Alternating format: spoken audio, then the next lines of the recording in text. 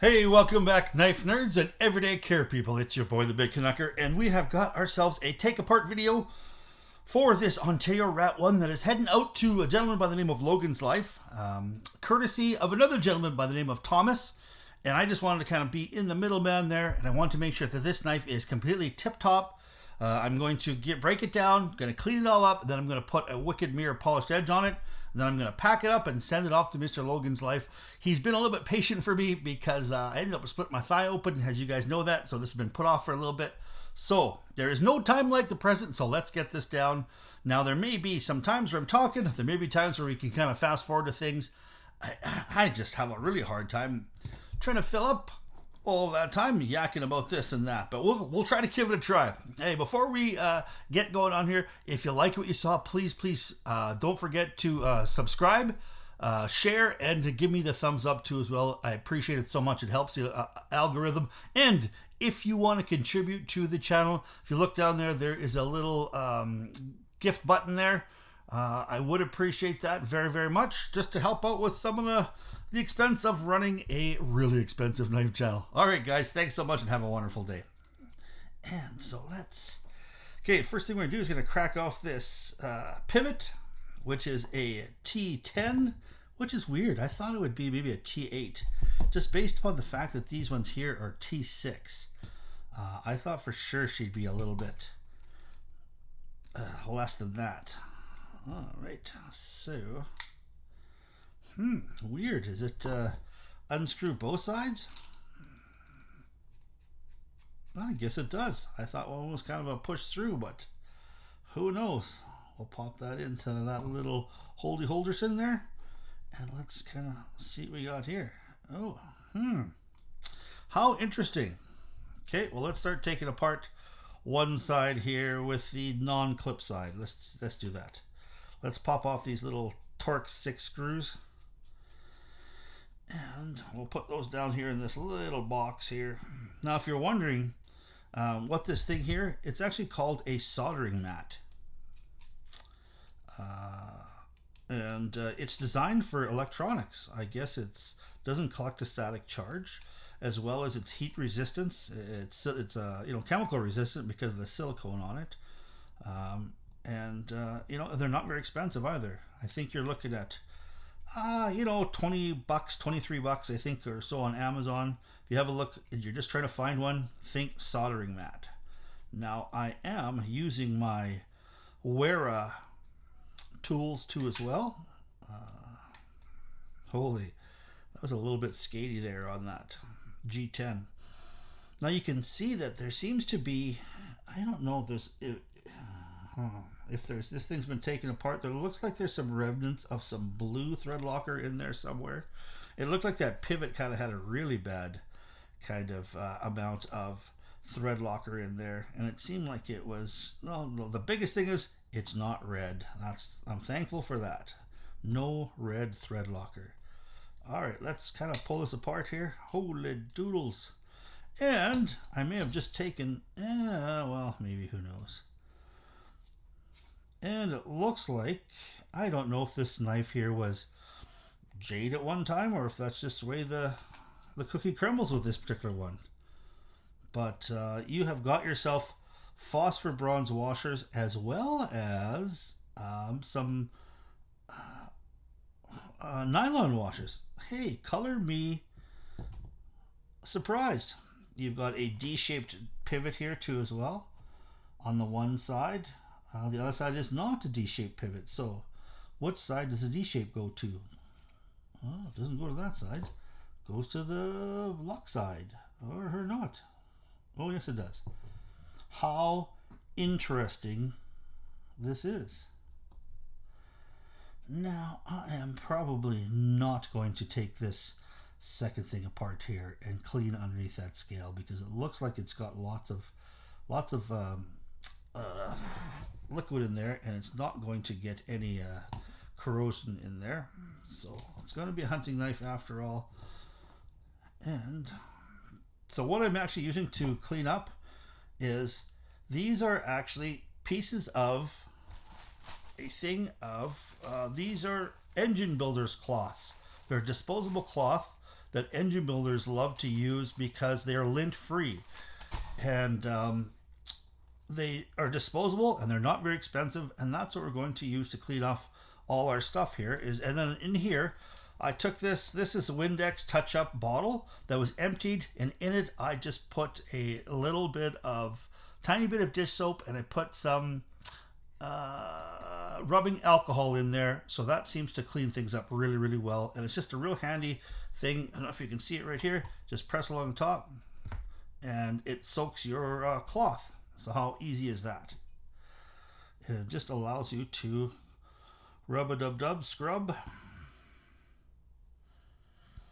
All right, so what I'm going to do here is get everything cleaned up through the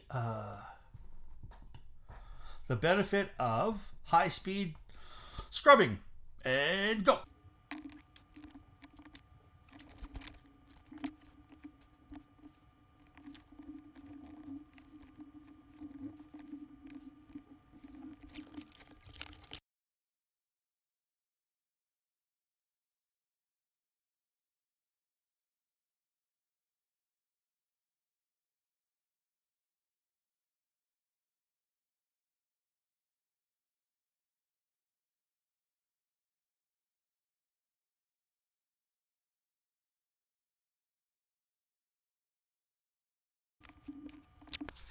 And we seem to be back here.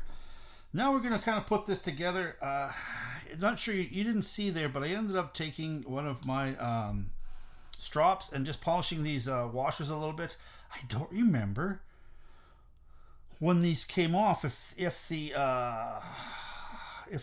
phosphor washer was against the blade, or if the nylon was against the blade. So I think, to me, it makes sense that the nylon was against the blade, and that's what we're going to end up doing, is put the nylon and then we'll put the phosphor bronze washer polished against the blade. I'm pretty sure that's how it goes. If not, it's staying that way, Logan. You can figure it out when you get to your place there, Big Shoots. All right, we're going to end up using a little bit of knife pivot lube here. It seems like it's really nice stuff. And we'll give a couple of little spritzes here and there. Not too much. A little dab will do ya. We'll pop on this nice little washer. Put a little bit of dab on there. Then we'll pop on the washer itself on there. Another little dab here. And now, conversely, we're going to have to go to the other side. And that means we'll have to put this on there, and we'll put a little bit of in the detent ball housing, and we'll do the detent there like so.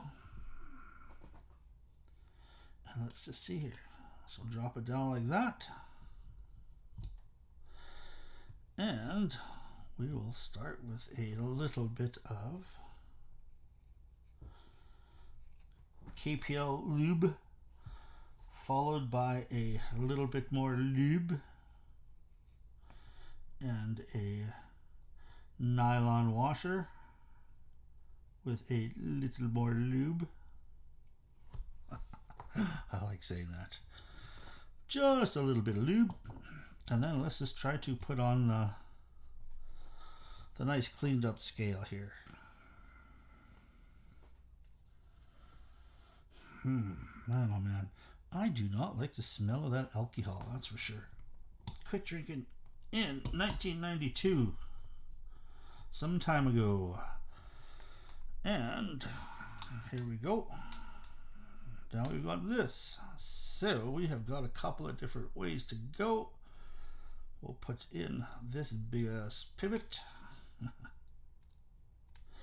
I'm not sure if you saw there, I almost lost the pivot underneath my computer there. It slipped and it went under there, and I thought, ah crap, it's gonna fall behind my desk, and I'm gonna have to shut everything off and go search for it.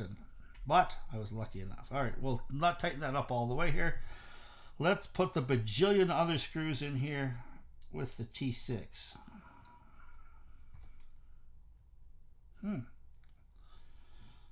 where the heck that went?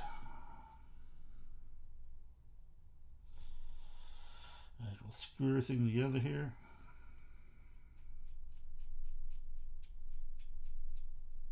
Ta-da! Oh, damn it. I almost forgot something.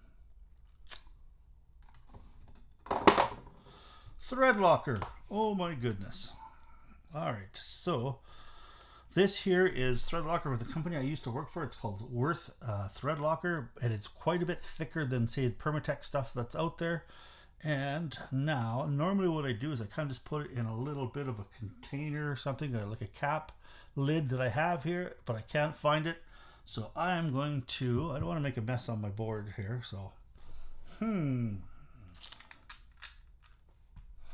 I don't want to, I like to just dip it. That seems to be the way to go. It's just to dab it inside rather than have. I don't know where my little lid went. Give me 1 second here. I'll just use this little piece of plastic right here. This will work. There. Just dab it in there. So let's pop this one off. We'll put some thread locker on there.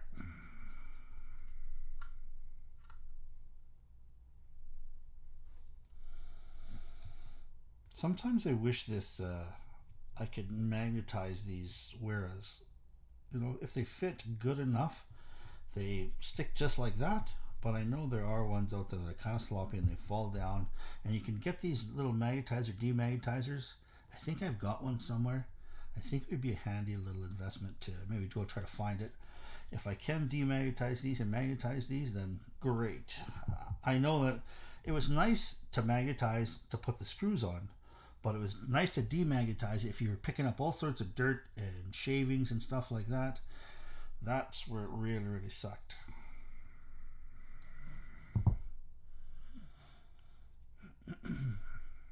All right.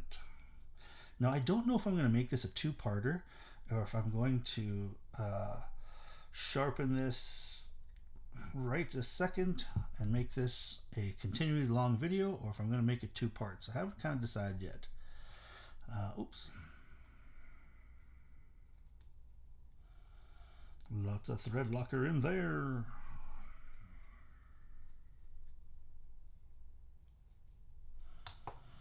Okay, so we've got that out. So now we'll quickly pop out a pivot. Put a little bit of thread locker on there like so.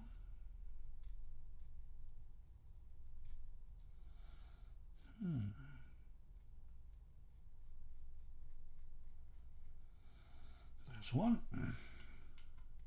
And thread locker, I mean, it's just almost like a little bit of a glue, but it's a very, very light strength, low holds type of glue. You can get red thread locker, which is quite a bit more than blue. Let's just see here. Oh, the centering here is not bad. Let's just see if I can adjust the centering.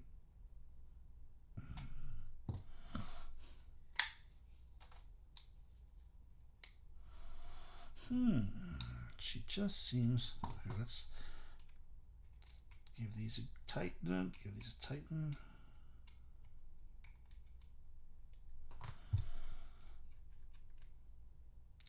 Give it a loosen here. Centering, do both of them play a role in the centering? Center right there.